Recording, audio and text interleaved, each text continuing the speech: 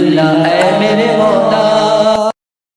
والصلاة والسلام على أئمة الاثنى عشر من ذريته خير البشر لا سيما إمام المنتظر صلوات اللهم صل على محمد وآل محمد۔ صلى الله تعالى ببنايتهم وتحت لوائهم يوم المحشر ولعنة الله على أعدائهم وغاصب حقوقهم مطمئين من الآن إلى قيام يوم الدين.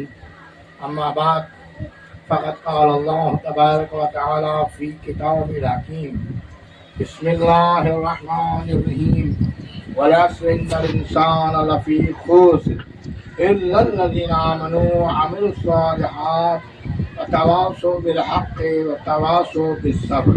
صلوات بر محمد وآل محمد صلی علی محمد وآل محمد۔ عزیزان گرامی، ارشاد ہو رہا ہے کہ عصر کی قسم، زمانے کی قسم، بے شک انسان گھاٹے میں۔ بس وہی لوگ کامیاب ہیں جو ایمان لائے اور جنہوں نے نیک اعمال انجام دیے، اور یہی وہ لوگ ہیں کہ جب آپس میں ملتے ہیں تو ایک دوسرے کو حق اور صبر کی طرف کرتے ہیں۔ انسان اس دنیا میں آئے ہوئے 10,000 سال گزر گئے، لیکن اس کے باوجود قرآن کا یہ حکم آج بھی نافذ ہے، والعصر ان الانسان لفی خسر۔ زمانے کی قسم، جیسے جیسا زمانہ ترقی کرتا جا رہا ہے، جیسے جیسے اس کے گل کھلتے چلے جا رہے ہیں، انسان گھاٹے میں جا رہا ہے۔ حالانکہ انسان کے لیے صرف 2 ہی کام ہیں، 2 ہی علم ہیں جو اسے دنیا میں آ کر کے حاصل کرنا ہے، یا علم الابدان ہے یا علم الادیان ہے۔ علم الابدان یعنی سائنس کا علم، سائنس کا علم یعنی زمانے کا علم، زمانے کا علم یعنی چاند تاروں کا علم، سورج کا علم، چاند کا علم، زمین کا علم، کیسے چلتی ہے، کیسے سورج نکلتا ہے، کیسے چاند نکلتا ہے، کیسے روشنی دیتا ہے۔ اس طرف دھیان دینے سے ہمارا مقصد یہ ہے کہ ہم یہ بات سمجھ جائیں کہ جب یہ اللہ کی مخلوق اپنے وقت پر اپنا کام انجام دیتی ہے اور آج تک کوئی اسے برا نہیں کہتا، کیا کوئی سورج کو گالی دیتا ہے؟ کیا کوئی چاند کو گالی دیتا ہے؟ کیا کوئی ستاروں کو گالیاں دیتا ہے؟ نہیں، بلکہ جب اندھیاری ہوتی ہے تب ہمیں احساس ہوتا ہے کاش چاند نکلا ہوا ہوتا تو ہم راستہ نہ بھٹکتے۔ یعنی اندھیرے میں راستہ جب انسان بھٹکتا ہے، اماوسیا کے وقت میں جب چاند گھڑیال مار جاتا ہے، چلا جاتا ہے اندر، اوپر ہو جاتا ہے، انسان کو ٹہوکے دینے کے لیے کہ دیکھ انسان، میں تیرے سامنے 27 دن رہا، تو نے مجھ سے ہدایت حاصل نہیں کی، اب 3 دن میں احساس کر کہ اگر چاند نہ خلق کرتا خدا تو تیرا کیا حشر ہوتا، واہ واہ واہ واہ واہ۔ سورج نہ بناتا اگر خدا تو تیرا کیا حشر ہوتا، اس زمین کو اگر تیرے لیے صلت نہ بناتا تو کس طرح تیرا کیا حشر ہوتا۔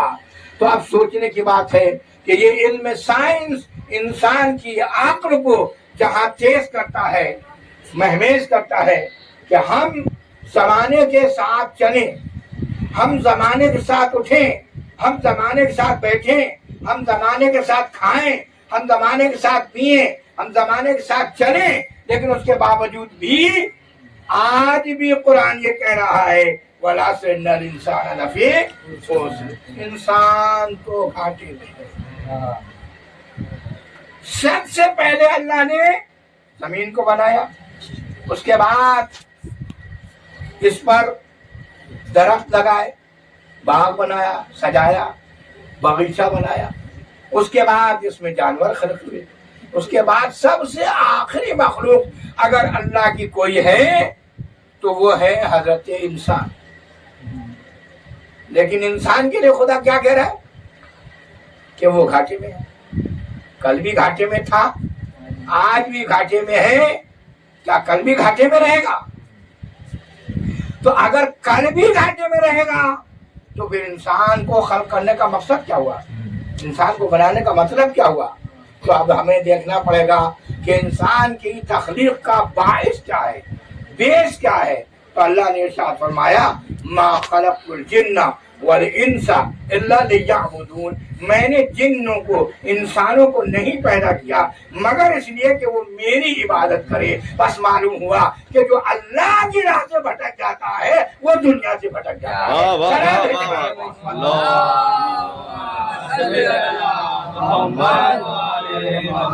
تو اب ان سب میں جو بزرگ تر ہے وہ ہے کیا؟ خدا کی ذات.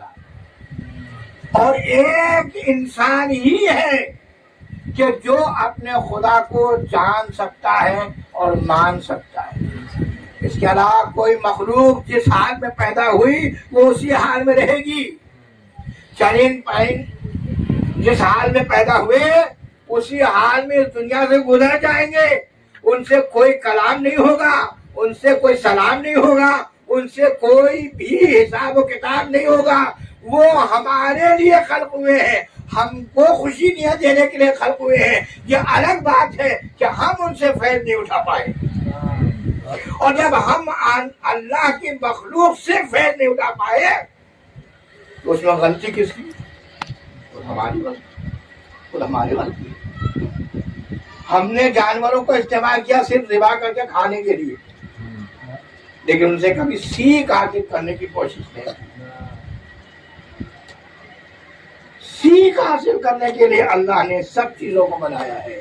عجوبہ ہمارے لیے کہ ہم ان سے درس حاصل کریں, سبق حاصل کریں. لیکن وہی انسان ان سے سبق حاصل کرے گا جو اللہ کو نہیں مانتا ہوگا. ایک عجیب بات عرض کر رہا ہوں, اللہ کو جو نہیں مانتا ہوگا وہ ان سے سبق حاصل کرے گا. ورنہ یہ دنیا کو درس دینے کے لیے پیدا ہوا ہے, دنیا اس کے درس کے لیے نہیں پیدا ہوئی ہے. صلوات بھیجنے والوں,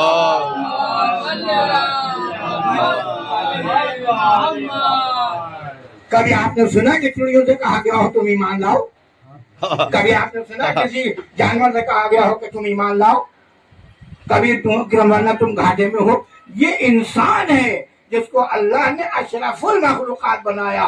فتبارک اللہ احسن الخالقین. کتنا اچھا ہے وہ خدا جس نے اتنی اچھی مخلوق پیدا کی, جس نے انسان کو بنایا, اور انسان کو بنانے کے بعد ارشاد فرمایا کہ تو یاد رکھ تیرے لیے کوئی زحمت کی بات نہیں ہے, تیرے لیے کوئی بہت بڑا کام نہیں ہے. ہم نے تجھے صرف اس لیے خلق کیا ہے کہ تو ہمیں پہچان لے, ہماری عبادت کر, پھر دیکھ ہم تجھے دنیا میں کتنا سرفراز کرتے ہیں.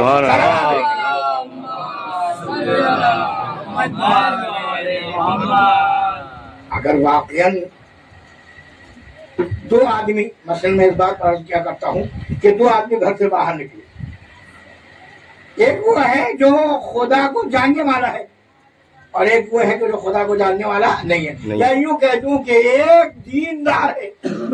علم دو ہی ہے نا, علم سائنس کی بات تو میں نے ختم کر لیا. علم دین, علم دین یا دنیا کا علم ہے یا سائنس کا علم ہے یا ادیان, دین کا علم ہے. دین کا علم یعنی وہ راستہ جو ہمیں خدا تک پہنچا دے, اسے کہتے ہیں دین کا علم. اب ہم کیسے حاصل کریں, کیسے جانیں؟ دو آدمی گھر سے باہر نکلے, ایک ان میں خدا رسیدہ ہے اور ایک اس میں وہ ہے کہ جو خدا کو جانتا نہیں. دونوں جب گھر سے باہر نکلے, راستے میں کسی بچے نے کسی گڈھے میں پانی بھرا ہوا تھا, اس میں ایک پتھر مار دیا. پتھر مارا تو نتیجہ کیا ہوا؟ سیٹ اڑی. سیٹ اڑی تو دونوں کا جامع نجس ہو گیا, دونوں کا پاجامہ نجس ہو گیا نا. لیکن جو دیندار تھا اس نے کہا بس اب میں اس سے آگے نہیں بڑھوں گا. کیوں؟ اس لیے کہ میرا جامع نجس ہو گیا ہے. جو دیندار نہیں تھا اس نے کہا میاں چھوڑ رہا ہوتا ہے, گھر پہنچا پاک کر لینا. کرنا مجھے ظہر کی نماز پڑھنا ہے. اگر میں بھول گیا اور میں نے ایسے ہی ظہر کی نماز پڑھ لی تو میری پچھلی نمازیں بھی خطا میں گنی جائیں گی. واہ واہ ایک نماز کو بچانے کے لیے اس نے آگے کا راستہ طے نہیں کیا. واپس آیا, گھر پر آتے ہی اپنی بیوی سے کہا مجھے تھوڑا پانی دے دو تاکہ میں اپنے جامے کو پاک کر لوں, کیونکہ مجھے نماز پڑھنا ہے. اور وہ جو بے دین تھا اس کو معلوم ہی نہیں تھا کہ نماز پاک لباس میں ہوتی ہے, نجس لباس میں نہیں ہوتی. واہ واہ نماز کے لیے شرط یہ نہیں ہے کہ بدن پاک ہو, بلکہ طہارت بدن بھی ہو, طہارت لباس بھی ہو. اگر آپ کا لباس نجس ہے, جہاں کا آپ غسل کر لیجیے, اس کے بعد وہی لباس پہن کے نماز پڑھ لیجیے, تو آپ کی نماز نہیں ہوگی. آپ کا وہ عمل ضائع ہو جائے گا, بیکار ہو جائے گا. بس اسی کی طرف اشارہ کرنے کے لیے اللہ نے 1,24,000 نبی بھیجے, جن کے پہلے آدم تھے اور آخر خاتم النبیین حضرت محمد مصطفیٰ صلی اللہ علیہ وسلم. اللہم صلی علی محمد. رحمت للعالمین بن کر اس دنیا میں آئے. اس میں یہ تفسیر نہیں تھی کہ مسلمان محمد کو ماننے والا ہے, عیسائی محمد کو ماننے والا ہے, یا مجوسی محمد کو ماننے والا ہے, یا ہندو مسلمان کو ماننے والا نہیں. وہ تو رحمت للعالمین بن کر آئے ہیں.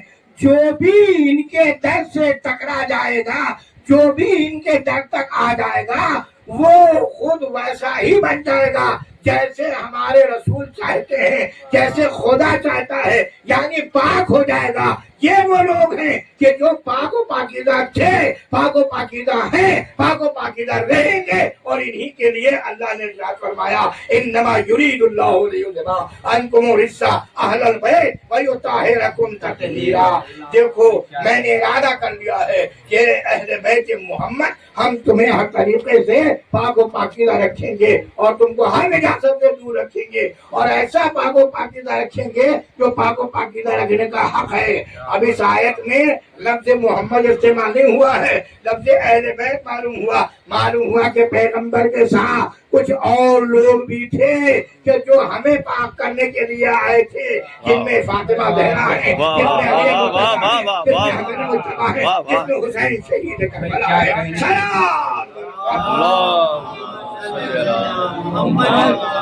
نعرے حیدری محمد وآل محمد صلوات. اللہم صلی علی محمد. یہ بات معلوم ہو گئی کہ پیغمبر آخری نبی بن کر آئے ہیں, تب تو یہ اور بھی زیادہ لازم ہو گیا کہ دنیا تو ابھی ختم ہونے والی ہے نہیں.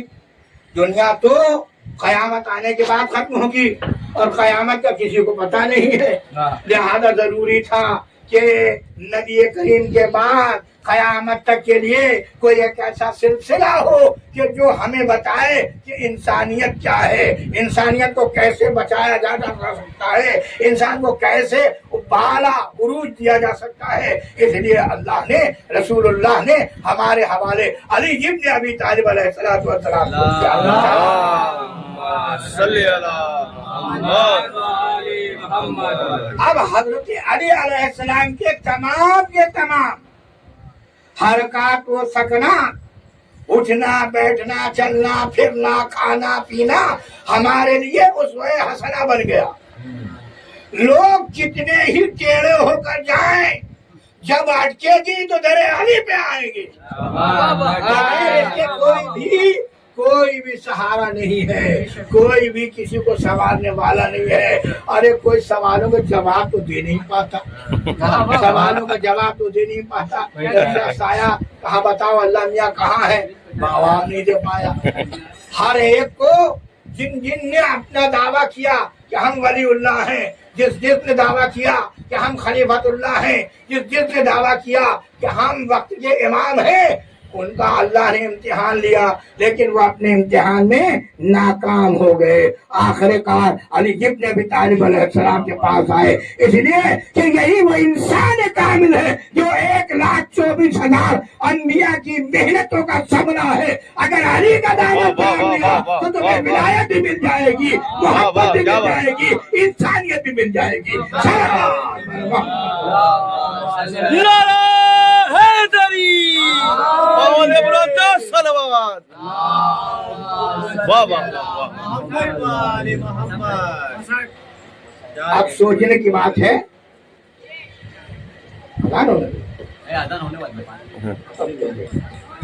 अब सोचने की बात यह है कि हम अली का दामन क्यों उठाएं? अगर आपको फलाह चाहिए, अगर आपको निजात चाहिए, अगर आपको हौज कौसर तक पहुंचना है तो साक़ी कौसर का दामन थामना होगा। रसूलुल्लाह ने फरमा दिया है कि मैं यूं ही दुनिया से नहीं जा रहा हूं, बल्कि अपने बाद अपने अहले बैत को छोड़कर जा रहा हूँ, खुदा की किताब छोड़कर जा रहा हूँ। अगर कोई बात समझ में ना आए तो कुरान से समझ लेना, अगर कोई अमल समझ में ना आए तो अहले बैत से समझ लेना। सलावत भेजे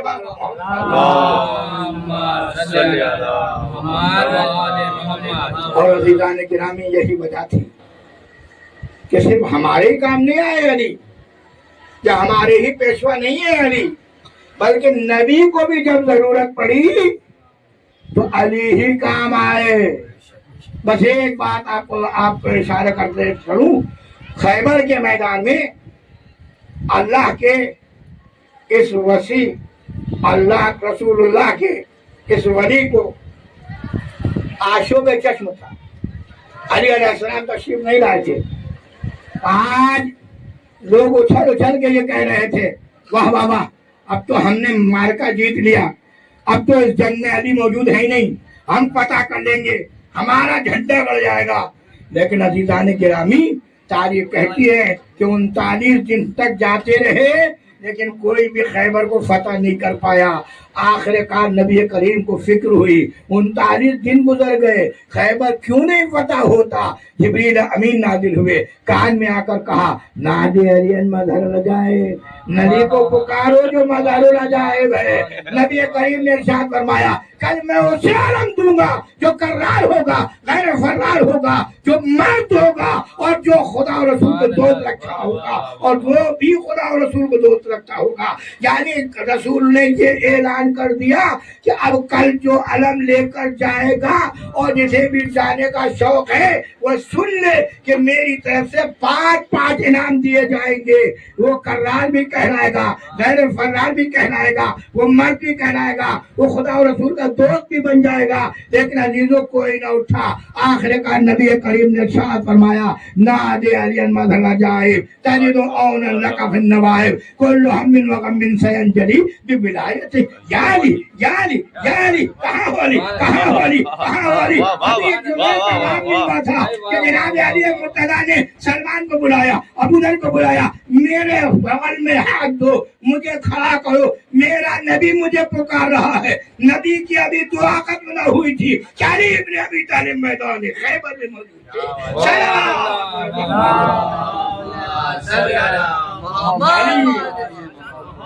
रसूलुल्लाह ने अपना अलम अली अलैहिस्सलाम के हाथ में दिया और अली अलैहिस्सलाम उस अलम को लेकर के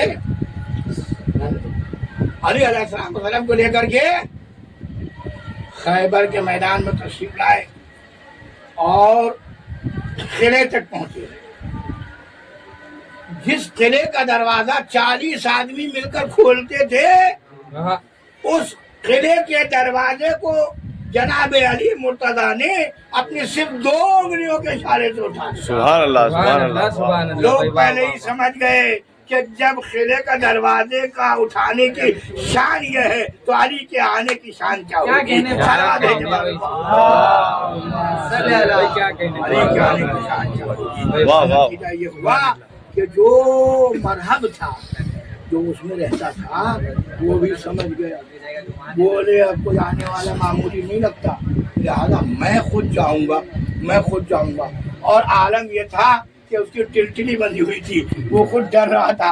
उसने खोद पर खोद पहना, ज़िरा पर ज़िरा पहनी, डबल ज़िरा पहन करके अली अलैहिस्सलाम के मुकाबले में आया और बड़े तुम तराक के साथ कहता है, सम्मतनी मरहबा। ये आने वाले सुन ले, मेरी माँ ने मेरा नाम मरहब रखा है। یہ راز سوائے علی علیہ السلام کو کسی کو معلوم ہی نہیں تھا. اگر معلوم ہوتا تو 39 دن میں خیبر فتح ہو گیا ہوتا. خیبر فتح نہیں ہوا اور آنے والا بھی سمجھ گیا. جب اس نے کہا سمتنی مرحبا، میری ماں نے میرا نام مرحب رکھا ہے، تو علی علیہ السلام بھی اپنے سوار پر اپنی سواری پر سوار ہو کر فرمانے لگے سمتنی حیدرہ، سن لے اے آنے والے، میری ماں نے میرا نام حیدر رکھا ہے.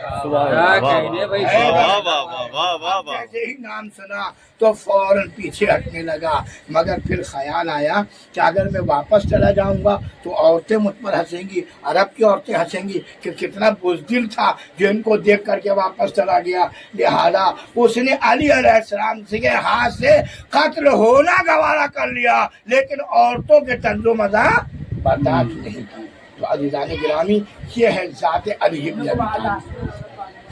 انسان کامل کا نام ہے علی بن ابی طالب، ولی کامل کا نام ہے علی بن ابی طالب. اور یہی وجہ تھی کہ علی علیہ السلام کو ان کے مرکز سے، ان کی عہد سے ہٹایا گیا، لوگوں نے قبضہ کر لیا. 25 سال تک علی علیہ السلام اپنے گھر سے باہر نہیں نکلے، اپنے دوست پر ابا نہیں ڈالی، اور صرف قرآن جمع کرتے رہے. عزیزو، جب قرآن جمع ہو گیا 25 سال کے بعد جب علی علیہ السلام آئے اور عثمان قتل ہو گئے، تو لوگوں نے خود برجستہ یہ جملہ کہا کہ اب تو سوائے علی کے کوئی چارہ نہیں، کوئی چارہ کار نہیں ہے، لہذا اب علی کو بلایا جائے. علی علیہ السلام تشریف لائے تو سب کے سب گر پڑے. مولا آپ ہی ہماری نیا کو اب آگے بڑھانے والے ہیں، آپ کے علاوہ کوئی نہیں ہے، آپ ہماری مدد فرمائیے. آپ مشکل کشا ہیں، آپ ولی اللہ ہیں، آپ رسول کے سچے نائب ہیں. علی علیہ السلام نے فرمایا اچھا یہ بات ہے، تو چلو مسجد میں، تو چلو مسجد میں، تو چلو مسجد میں. جو بھی آیا ہاتھ ملایا اس کو مسجد میں بھیج. عجیب حکمت کے مولا علی، جو بھی آیا ہاتھ ملایا، کہا چلو مسجد میں، چلو مسجد میں، چلو مسجد میں. یہاں تک کہ ظہر کا وقت آیا. ابھی کچھ دن پہلے جب علی علیہ السلام اسی مسجد میں تشریف لائے تھے تو عالم یہ تھا کہ پوری مسجد بھری ہوئی تھی مجمع سے، لیکن جناب علی مرتضیٰ علیہ السلام جو اپنے بیٹے امام حسن کی انگلی پکڑے ہوئے تھے، جب مسجد میں داخل ہوئے تو کوئی اپنی جگہ سے اٹھا تک نہیں. علی علیہ السلام مجمع کو چیرتے ہوئے محراب تک گئے. علی نے نماز پڑھی، امام حسن نے نماز پڑھی اور واپس تشریف لے آئے. مجمع ویسے ہی ویسے بیٹھا رہا. جب امام حسن نے پوچھا بابا آخر کیا بات ہے، میں دیکھتا ہوں کہ لوگ آپ کو سلام نہیں کرتے. علی علیہ السلام نے فرمایا بیٹا تجھے اس بات کا دکھ ہے کہ لوگ مجھے سلام نہیں کرتے، مجھے اس بات کا دکھ ہے کہ میں لوگوں کو سلام کرتا ہوں تو لوگ مجھے جواب. جبکہ سلام کرنا سنت ہے اور جواب دینا واجب ہے. علی علیہ السلام نے فرمایا کہ میں تجھے اس بات کا افسوس ہے میرے لال کہ لوگ مجھے سلام نہیں کرتے، مجھے اس بات کا افسوس ہے کہ میں لوگوں کو سلام کرتا ہوں تو لوگ میرے سلام کا جواب نہیں دیتے. عزیزو، اسی مسجد میں امام علیہ السلام ارشاد فرماتے ہیں جاؤ مسجد میں، جاؤ مسجد میں، جاؤ مسجد میں. جب سب جمع ہو گئے تو علی علیہ السلام نے سب سے پہلا کام کیا کیا؟ سب سے پہلا کام یہ کیا کہ نماز ظہر ادا فرمائی. اور اس کی خصوصیت یہ تھی کہ ابھی نماز تمام بھی نہ ہوئی تھی، ابھی علی علیہ السلام سلام بھی نہ پھیر پائے تھے کہ لوگ چیخ اٹھے آج ہم نے ایسی نماز پڑھی جیسے رسول اللہ کے پیچھے پڑھتے تھے.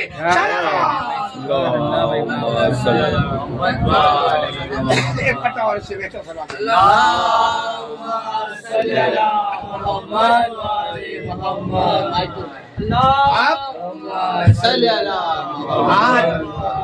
آج ہم نے ایسی سر نماز پڑھی جیسے رسول اللہ کے پیچھے پڑھتے تھے.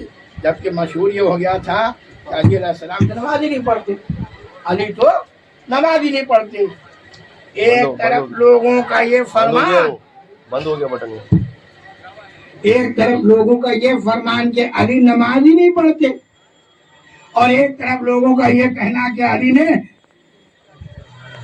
5 سال تک 10 سال تک 6 سال تک 8 سال تک ان کے پیچھے نماز پڑھی، ان کے پیچھے نماز پڑھی، ان کے پیچھے نماز پڑھی. یہ شیعہ لوگوں کا دماغ خراب ہو گیا ہے کہ زبردستی تہمت لگاتے ہیں کہ علی علیہ السلام ان کو نہیں مانتے تھے، وہ تو ان کو بھی مانتے تھے، وہ تو ان کو بھی مانتے تھے، وہ تو ان کو بھی مانتے تھے. میں نام نہیں لوں گا کسی کا، بس عزیزان گرامی. لیکن جب علی علیہ السلام نے نماز پڑھائی اور لوگوں نے جب یہ بے ساختہ ارشاد فرمایا، لوگوں نے بے ساختہ جملہ فرمایا، آج ہم نے ایسی نماز پڑھی جیسے رسول اللہ کے پیچھے پڑھتے تھے، تو معلوم ہو گیا کہ اس سے پہلے اگر علی نے کسی کے پیچھے نماز پڑھی ہوتی تو ویسی نماز آج علی بھی پڑھاتے، مگر علی نے چونکہ صرف رسول اللہ کے پیچھے نماز پڑھی تھی لہٰذا ویسی ہی نماز پڑھائی جیسے رسول اللہ پڑھتے تھے.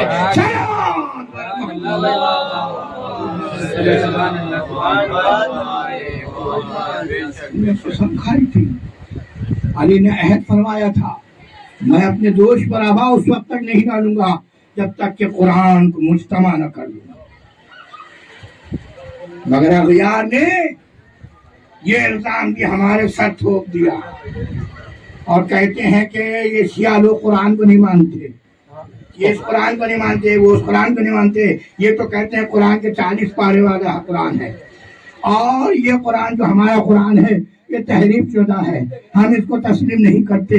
لیکن میں کہتا ہوں علی علیہ السلام نے یہ کیوں عہد کیا تھا کہ میں اس وقت تک اپنے گھر سے باہر نہیں نکلوں گا، اس وقت تک اپنے دوست پر ابا نہیں ڈالوں گا جب تک کہ میں قرآن کو مجتمع کر لوں. بس ماننا پڑے گا کہ یہ قرآن وہی قرآن ہے جس کو علی نے جمع کیا ہے. تم کیا جانو قرآن کو، قرآن علی کے ساتھ ہے، علی قرآن کے ساتھ ہے.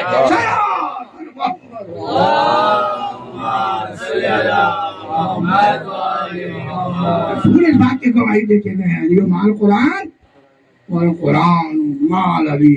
علی قرآن کے ساتھ ہے، قرآن علی کے ساتھ ہے. تو اب اگر اپنے ایمان کو سالم رکھنا ہے، اگر اپنے کو انسان بنانا ہے تو علی والے بن جاؤ، علی والے بن جاؤ. اور اگر اپنے عمل کو صحیح رکھنا ہے تو عمل ویسا کرو جیسا اول نے کیا، جیسے دوم نے کیا، جیسے سوم نے کیا. نہیں میاں گمراہ ہو جاؤ گے. ارے ویسا عمل کرو جیسا علی نے کیا ہے. صلوات پر محمد. ایسے عمل کرو جیسا علی نے کیا. علی نے نماز پڑھائی، تمہیں نے تو کہا نا، تمہیں نے تو کہا بے ساختہ، مجمع نے تو کہا، مقتدیوں نے تو کہا، پیچھے پڑھنے والے نمازیوں نے ہی تو کہا کہ آج ہم نے ایسی نماز پڑھی جیسے رسول اللہ کے پیچھے پڑھتے تھے.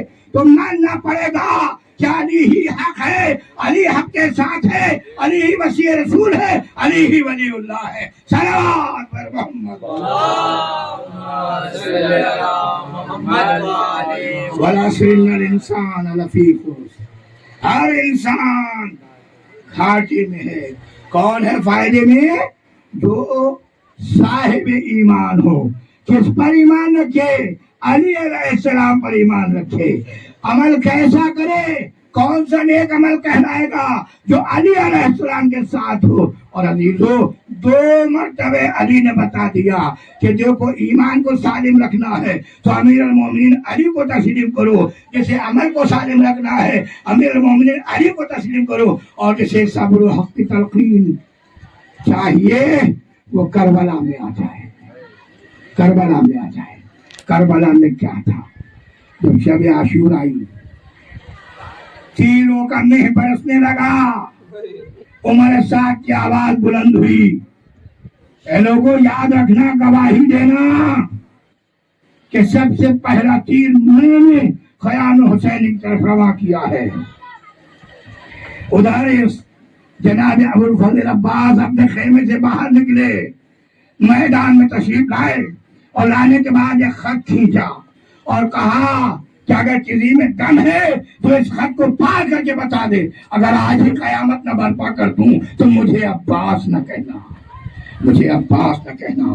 بتائیے یہ شجاعت کیا کم ہے جناب ابو الفضل عباس کی؟ ایک خط کھینچ کر فرماتے ہیں اگر تم میں دم ہے تو اس خط کے اس پار آ جاؤ. لیکن کسی کا بھی خط کے اس پار نہ جانا خود اس بات کی علامت ہے.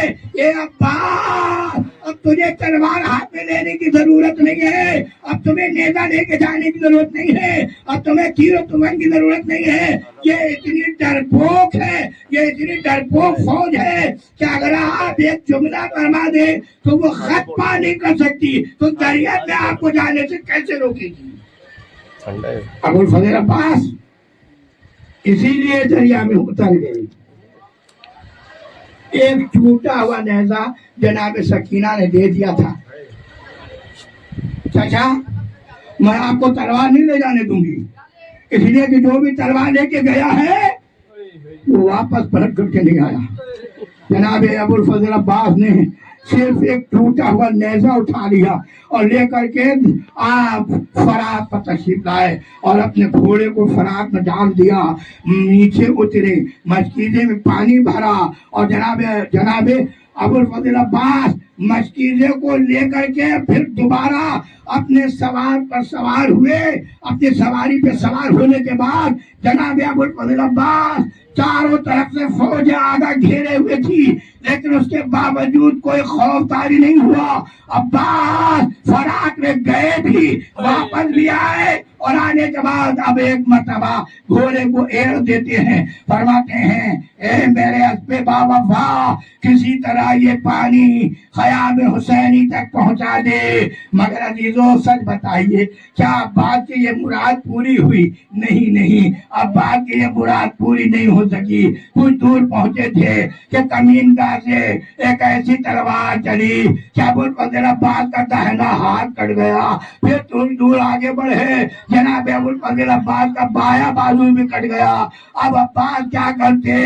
علم اسلام کو دونوں بازوؤں کے دونوں رانوں کے بیچ رکھا, مشکیزے کو دانتوں میں دبایا اور اب بھی بس یہی فکر تھی کہ کسی طرح یہ پانی سکینہ تک پہنچ جائے. میں بچی سے وعدہ کر کے آیا ہوں کہ میں تیرے لیے پانی لینے جا رہا ہوں.